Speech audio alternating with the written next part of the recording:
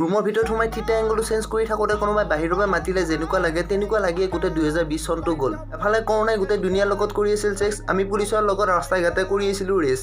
ভেকচিনৰ আশা থাকি থাকি ভেচলিনৰ সময় আহি গ'ল। ভাবিছিলোঁ গৰমৰ সময়ত কৰোণা যাব বুলি, কিন্তু summer vacation, winter vacation, Diwali, পূজা, ৰাস, বিহু, ফাংচন চব একফালৰ পৰা পালি যাই আছে কৰোণাই। এফালে মানুহ মৰি আছিল কৰোণাত, কিন্তু এফালে এবিধ চলি আছিল কাপল চেলেঞ্জ। জিএফ নোহোৱা দুখ কিবাকে হিলাই হিলাই মনটো সন্তুষ্টি দি আছিলোঁ, কিন্তু এবিধ হিৰো আলমৰ নিচিনা চকল থকা ল'ৰাকেইটাইও কাপল চেলেঞ্জ দি আছিল। আমি যদিও কওঁ single life is best life, কিন্তু তহঁতক দেখি আমাৰো জ্বলে গান।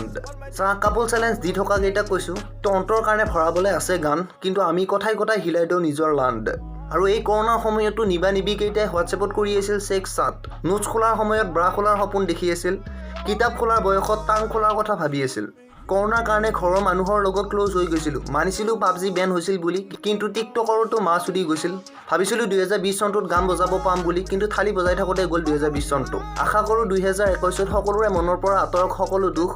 আমি একেলগে কওঁ 2020ক ফাক মাদাৰ চোট।